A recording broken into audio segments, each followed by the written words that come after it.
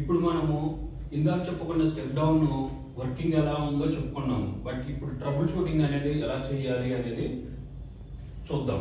ఎలా చేయాలి, ఏ ప్రాబ్లమ్స్ వస్తే ఏం చేయాలి అనేది ఇప్పుడు చూద్దాము. జనరల్గా ఈ ఏసీకి ఒక్కోసారి ఈ సప్లై అందకపోతే ఈ ఏసీ అనేది పనిచేయదు. బట్ ఈ సప్లై అందుతుంది. బట్ మనకేంటంటే 3.3 వోల్ట్స్ రావట్లేదు. 3.3 వోల్ట్స్ రావట్లేదు అంటే మనం ఏమన్నా కాంపోనెంట్స్ షార్ట్ అయినాయా లేదా చూసుకోవాలి. ఒక్కోసారి ఇక్కడ మనకి అబ్జర్వ్ చేసినట్టు ఫిల్టర్ కాంపోనెంట్స్ కూడా ఉంటాయండి. ఈ ఫిల్టర్ కాంపోనెంట్స్ ఏమన్నా షార్ట్ అయినాయా లేదా చెక్ చేసుకోవాలి. ఇక్కడ కూడా ఫిల్టర్ కాంపోనెంట్స్ ఉంటాయి, ఇవి వెరీ ఇంపార్టెంట్. ఈ ఫిల్టర్ కాంపోనెంట్స్ కానీ షార్ట్ అయితే మనకి ఈ పర్టికులర్ సప్లై అనేది బయటికి రాదండి. అట్లానే ఇటు కూడా ఈ ఫిల్టర్ కాంపోనెంట్ కానీ షార్ట్ అయితే ఈ వచ్చిన సప్లై అనేది గ్రౌండ్ అయిపోతూ ఉంటుంది. సో మనం మల్టీమీటర్తో దీన్ని చెక్ చేసుకోవాలి.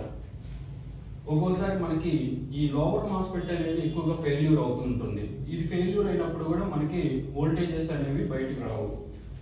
అలాంటప్పుడు కూడా మనం మాస్ఫెట్ని కూడా చెక్ చేసుకోవాలి.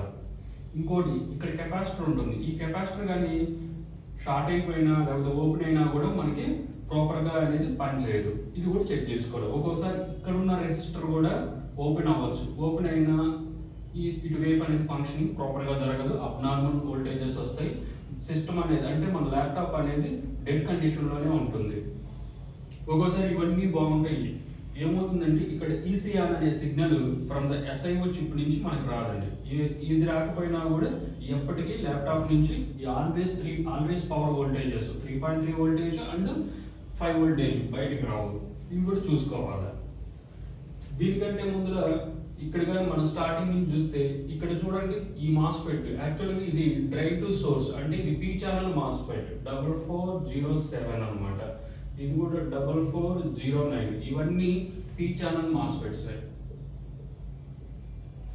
ఈ మాస్ఫెట్స్ ఏంటంటే డ్రైన్ టు సోర్స్ ఇంటర్నల్ గా ఒక డయోడ్ ఉంటుంది. ఈ మాస్ఫెట్ ఎలా పనిచేస్తుందో చూద్దాం. ఇప్పుడు ఈ మాస్ఫెట్ కి ఎప్పుడైతే 19 వోల్ట్స్ ఇచ్చామో యాక్చువల్గా దీనికి డ్రైవర్ సర్క్యూట్ తో పని లేదు. ఎందుకంటే ఇక్కడ మాస్ఫెట్ అనేది డ్రైన్ టు సోర్స్ కాబట్టి ఇక్కడ డ్రైన్ దగ్గర 19 వోల్టేజ్ ఇచ్చాం కాబట్టి ఇక్కడ డయోడ్ ఫార్వర్డ్ డైరెక్షన్ లో ఉంది కాబట్టి ఇక్కడికి 19 వోల్టేజెస్ అనేది వచ్చేస్తుంది డిఫాల్ట్ గా. ఇక్కడ కానీ అబ్జర్వ్ చేస్తే రివర్స్ లో ఉంది, డయోడ్ రివర్స్ లో ఉంది. అంటే ఈ మాస్ఫెట్ ని రివర్స్ లో వేసారు.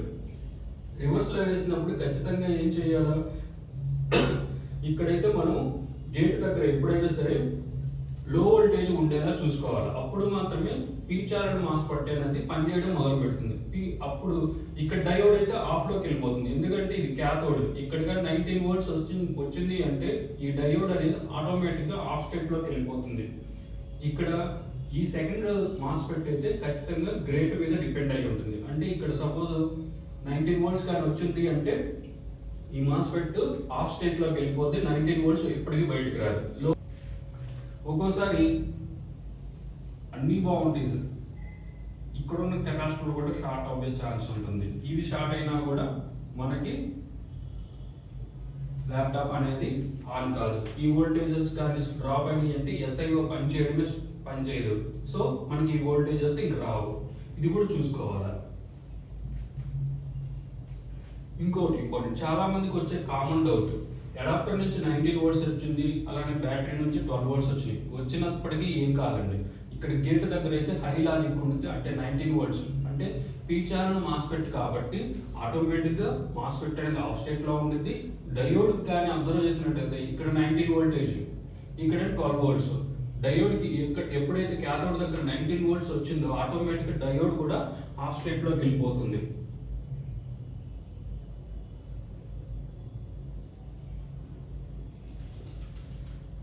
చాలా మంది రెండు వైపులా ఈ వోల్టేజెస్ వచ్చినాయి, ఇది ఏమన్నా అవుతుందేమో అనుకుంటారు. కానీ ఏం కాదండి. 19 వోల్ట్స్ రావడంతో క్యాథోడ్ సైడ్ ఆటోమేటిక్ గా ఈ డయోడ్ కూడా ఆఫ్ స్టేట్ లోకి వెళ్ళిపోతుంది. గేట్ దగ్గర ఆల్రెడీ హై వోల్టేజ్ ఉండటం వలన మాస్ఫెట్ కూడా ఆఫ్ స్టేట్ లోకి వెళ్ళిపోతుంది.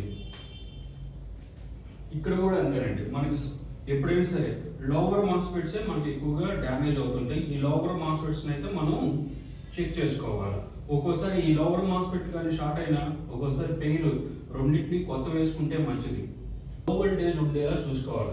3.3 నుంచి 5 ఆర్ 6 వోల్టేజ్ ఉండేలా చూసుకోవాలి. ఉంటే మాత్రమే ఇక్కడ ఉన్న 19 వోల్టేజ్ ఇక్కడ బయటకు వచ్చేస్తుంది. తర్వాత కరెంట్ లిమిటింగ్ రెసిస్టర్ ద్వారా ఈ ఐసీకి వస్తుంది.